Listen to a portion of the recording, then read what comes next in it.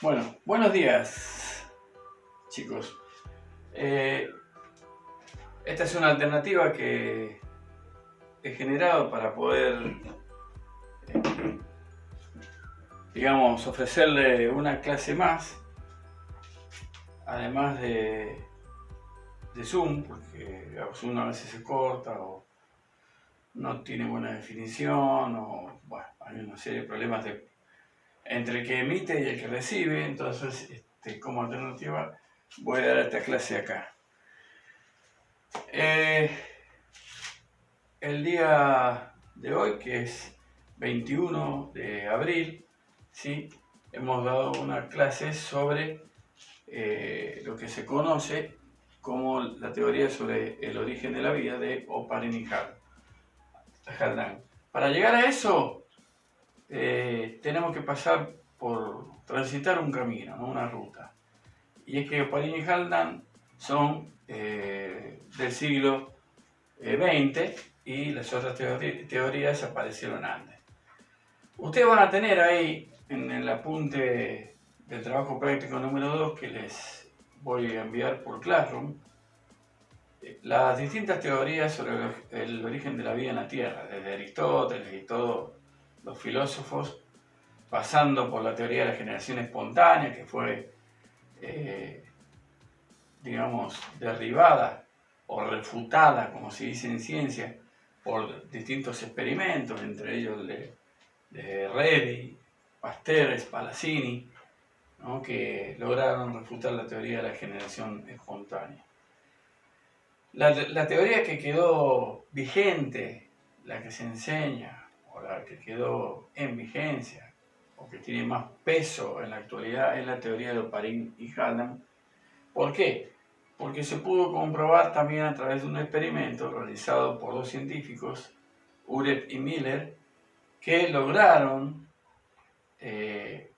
recrear toda esa teoría en un laboratorio y pudieron crear una molécula orgánica a partir de moléculas inorgánicas. En eso consiste la teoría de Oparin, ¿no? Se conocen las moléculas orgánicas como aquellas moléculas que pueden sintetizar o armar los seres vivos, ¿sí? Pero para comenzar con la teoría de Oparin y Haldane, tenemos que comenzar con cómo se originó la Tierra, ¿no? Hace más de 10.000 millones de años atrás. Según la teoría del Big Bang, lo que nos dice que hagan de cuenta que todo este pizarrón es el espacio exterior, está vacío, no hay nada, ¿no? Y según la teoría del Big Bang, lo que nos dice es que había una partícula primigenia, le llamaron ellos, ¿sí? Esta partícula primigenia tenía la materia o la masa, ¿sí?, de todos los sistemas solares y todas las galaxias juntos, digamos, comprimida en una sola partícula primigenia, podríamos decir, del tamaño de una mano, ¿sí? Del tamaño del puño de una mano contenía toda la materia de todas las galaxias. Se volvió muy inestable y, digamos, explotó. Por eso se llamaba teoría del Big Bang o de la gran explosión, desparramando partículas, ¿sí?, átomos por todo el espacio, ¿sí? Esos átomos, a medida que aquellos átomos más pesados fueron atrayendo los átomos más livianos, a su vez fueron, obviamente, a través de millones y millones de años, formando rocas, ¿sí? Esas rocas a su vez atrajeron otras rocas y aquí comienza el tema. ¿Cómo empieza a formarse la Tierra? Muy sencillo. empiezan a impactar rocas entre sí, ¿sí? ¿Sí? Y a medida que va aumentando el tamaño de las rocas, llega a un punto tal en que comienza a generar lo que se llama fuerza de gravedad. La fuerza de gravedad es lo que a ustedes lo atrae hacia la Tierra, por ejemplo, cuando saltan. Habrán notado que los astronautas en el espacio, entre la Tierra y la Luna, no se caen a ningún lado, flotan, como se dice comúnmente, porque hay gravedad cero. No hay gravedad, es decir, no son atraídos ni por la Tierra ni por la Luna. Entonces, la Tierra comenzó por medio de acreción de golpes de meteoritos que se fueron fusionando entre sí, ¿sí? Generando gravedad, ¿sí? Una vez que generó gravedad, obviamente, todo meteorito que pasaba cerca, ¿no?, iba golpeando la Tierra, ¿sí?, y se iba agregando, ¿no?, esa materia a la Tierra, hasta que la Tierra logró la estructura o la gravedad que conocemos actualmente, ¿sí? ¿Por qué explico esto? Porque uno dice, ¿y cómo se originó el agua? ¿De dónde vino el agua? Porque si se formó de piedras, ¿de dónde vino el agua entonces? Bueno, dentro de cada una de esos meteoritos, que estaban compuestos por diversos átomos, ante tanta energía y tanto impacto, logró unir casi lo imposible, ¿sí?, que es los gases como el oxígeno y el hidrógeno lograran unirse entre sí y formar lo que conocemos como H2O, ¿no? La gran molécula de agua que da vida a nuestro planeta y que está incorporada en cada uno de los organismos de nuestra Tierra. Todo tiene agua en nuestra vida. Aún las construcciones tienen un cierto porcentaje de agua, pero todos los animales que pueblan nuestro planeta tienen entre un 70 y un 75% de agua. Nosotros también tenemos un 75% de agua. La sangre tiene entre 70 y 75% de agua. Fíjense que más de la mitad del planeta, ¿no?, tiene agua. Y esa agua vino de esas rocas que golpearon entre sí, formando el planeta Tierra. Claro, la energía del choque entre sí de los meteoritos hizo que se produjera agua en estado de vapor, ¿sí? Una vez que el agua estuvo en estado de vapor alrededor de la Tierra, ¿sí?, formando nubes, ¿qué hizo? Precipitó en forma de lluvia, ¿no? Y obviamente formó los mares, los lagos, los ríos que nosotros conocemos. Así que ahora, en la primera formación de la Tierra, los primeros años de la edad de la Tierra, no había agua al principio, en el comienzo, y luego tenemos una Tierra ya con agua, ¿sí?, en sus mares. Y el agua en estado líquido, por eso la primera unidad que vieron se nos hizo ver las propiedades del agua, es imprescindible en la Tierra. Había explicado en el trabajo práctico número 1 y en la primera clase también que nuestra Tierra ¿no? Está ubicada en tercer lugar, ¿no? En lejanía del Sol, es decir, el más cercano al Sol es Mercurio, luego le sigue Venus y luego le sigue la Tierra, y es una posición justa, exacta y hasta diría casi caprichosamente colocada por la naturaleza para tener un rango de temperatura entre menos 40 en los polos y 40 grados en el Ecuador. Ese rango le da la posibilidad al agua de poder estar o manifestarse en los tres estados de la materia: sólido, líquido y gaseoso. Esa versatilidad del agua le permitió a la Tierra generar o crear, si ustedes le quieren llamar así, vida. ¿Cómo? La teoría de Oparin lo explica.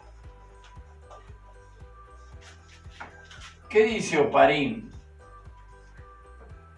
Y Haldan, no lo vamos a dejar atrás al otro. Ellos dicen que en esos mares, ¿sí? Voy a ver si puedo borrar mejor esto, un poquito mejor, para que se vea bien. Ellos explicaron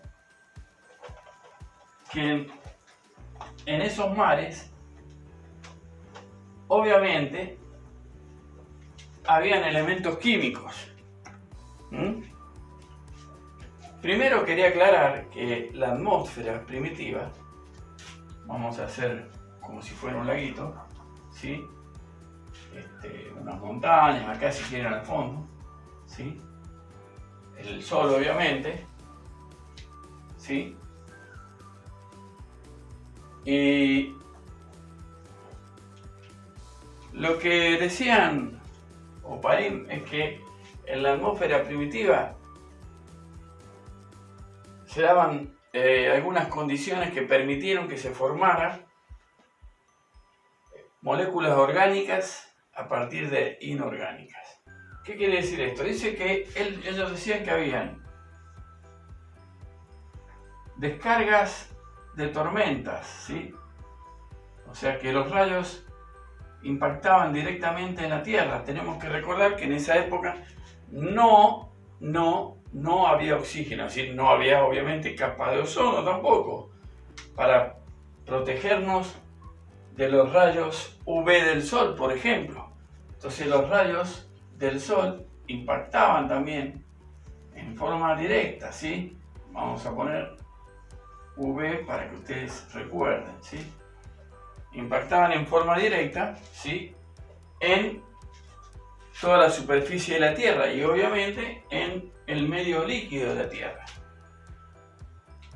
Según Oparin y Haldan, esos rayos UV y también las descargas eléctricas proporcionaron la energía necesaria para que algunos átomos que se encontraban en la atmósfera, tal como el carbono, el hidrógeno, el nitrógeno y aún el azufre, ¿sí? Recordamos de vuelta que no había oxígeno no existía todavía.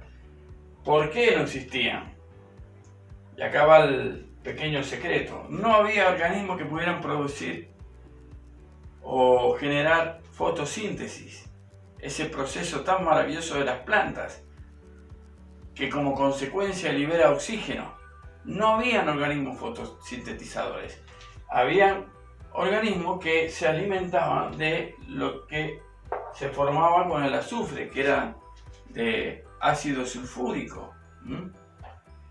De hecho, en la actualidad hay bacterias todavía que viven se llaman sulfurosas justamente, que viven en aguas ácidas, ¿no? Con contenido de sulfuro.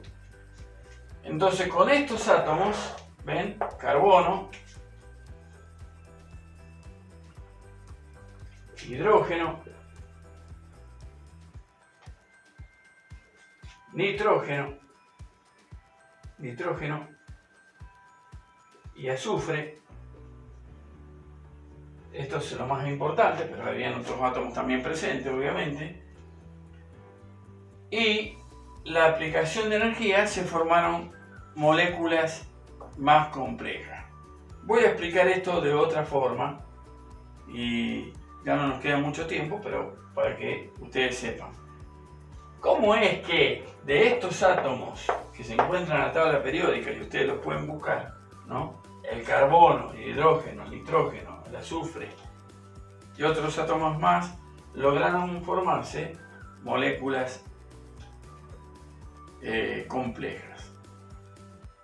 Este elemento es la estrella de la película, el carbono. El carbono lo encontramos en casi todas las moléculas. Fíjense, dióxido de carbono está el carbono, ¿sí? En el ADN encontramos carbono. En la glucosa encontramos carbono. En las proteínas encontramos carbono. En los lípidos encontramos carbono. El carbono, de hecho, realiza un ciclo que se llama ciclo del carbono, ¿sí? Es decir, siempre se recicla el carbono. Por ejemplo, las plantas no solamente liberan dióxido de carbono a la atmósfera, sino que también fijan carbono en el suelo, y el carbono en el suelo es sumamente importante para fertilizar la tierra o para ayudar a fertilizar la tierra. Entonces vamos a ver cómo influyó la energía en la formación de las moléculas complejas. Vamos a borrar esto para que ustedes puedan tener una idea.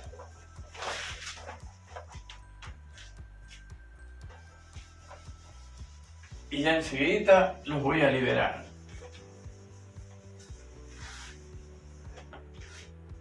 Hay un principio fundamental y básico en la química, y es que, por ejemplo, vamos a hacer, otra. Por ejemplo, en la molécula de agua, H2O, que está, ¿sí?, formada por un átomo de oxígeno y dos átomos de hidrógeno en este modelo de partículas, ¿sí? Si yo quiero romper el enlace, quiere decir la unión entre esto y esto, o si quieren, podemos otra vez meter el carbono. Podemos verlo de esta forma. ¿Sí? Si yo quiero romper este enlace, esto se llama enlace, fíjense que necesito mucha energía. De hecho, las moléculas de agua que están enlazadas a través del puente de hidrógeno, necesito, para romper, dividir una molécula de agua de otra, 100 grados centígrados. Fíjense la cantidad de energía que necesito, ¿sí?, para romper, para que una molécula de agua se separe de otra molécula de agua. Ni siquiera estoy hablando de separar el hidrógeno del oxígeno, que se puede hacer por electrólisis, ¿sí?, que también necesito bastante energía. Así como necesito energía para desarmar moléculas, también necesito energía para armar moléculas, ¿sí? Quiere decir que para formarse el H2O, el agua, se necesitó de mucha energía para poder hacerlo. No vamos a entrar en detalle cuánta energía, porque no estamos en una clase de química, pero sí quería que ustedes pudieran entender esto, ¿no? De que se necesita energía para armar moléculas, que al armado de moléculas le llamamos sintetizar, sintetizar moléculas, y se necesita energía para desarmar moléculas, o lo que se conoce como degradar, ¿no?, en biología. Entonces, por ejemplo, fíjense que yo tengo una molécula que se llama amoníaco. NH3. Está compuesta, como ustedes ven, por 3 átomos de hidrógeno, 1, 2, 3, un átomo de nitrógeno. Y en la fórmula acá lo ven, 3 átomos de hidrógeno, y en química el número 1 no se pone, porque está representado por el símbolo. ¿Sí? Entonces por eso NH3. Esto es lo que decía Oparin y Harlan. Quería decir que si yo tenía sueltos en un caldo primigenio átomos de nitrógeno, y lo voy a poner así medio groseramente, sueltos, ¿sí?, en ese famoso caldo primigenio, y átomos de hidrógeno, ¿sí?, en cantidad suficiente, al ingresar la energía, ya sea de UV del sol o energía eléctrica proveniente de los rayos, ¿sí?, o las descargas eléctricas, esa energía podría hacer que estos átomos se unieran entre sí, ¿sí?,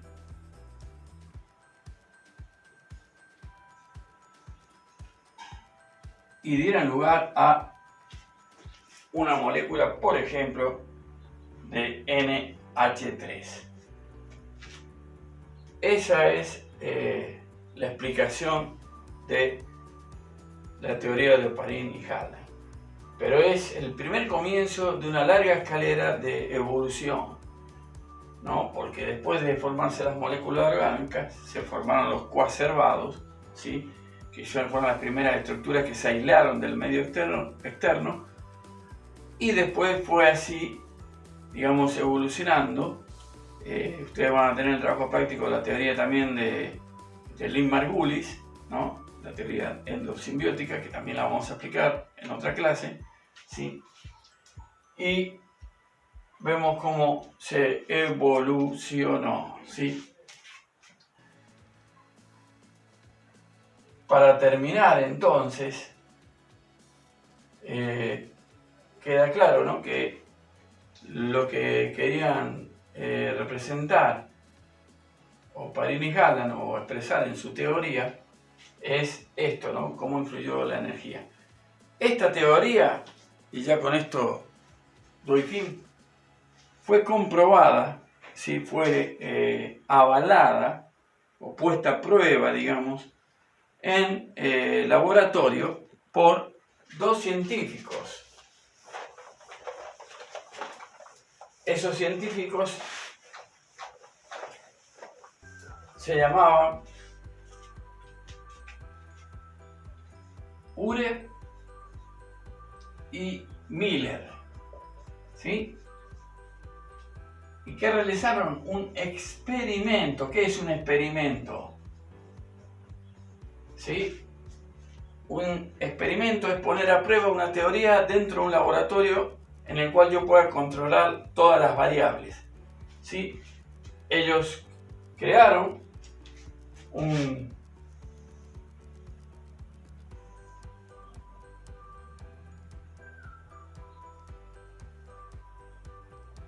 aparato que yo acá les voy a dibujar medio rápidamente, ¿sí?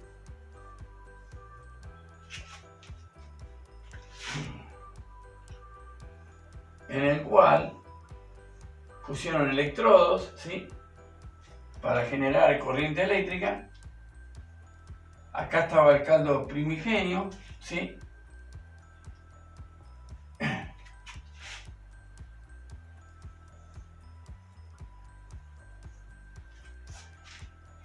Y lograron, mediante descargas eléctricas, ¿sí?,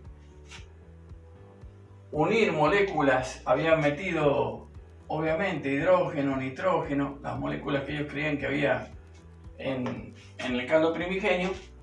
Les produjeron descargas eléctricas a través de electrodos y lograron, ¿sí?, sacar una muestra de lo que se conoce como una sustancia orgánica llamada urea, ¿sí?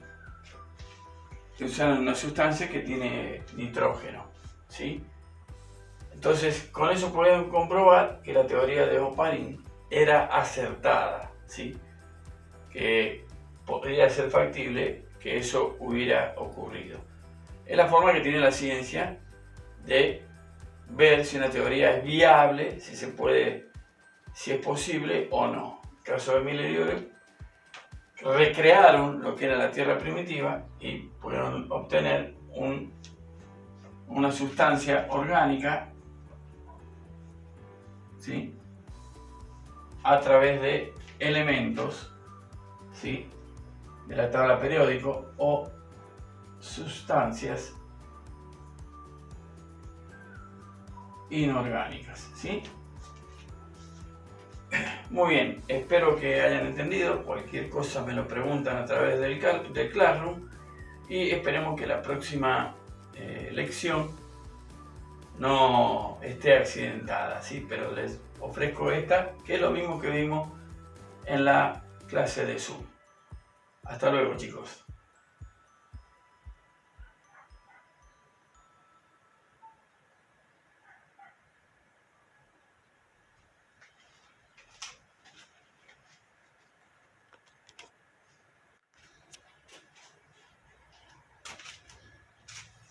Oh, me parece que se quedó sin batería en la mía. Ah, no se quedó.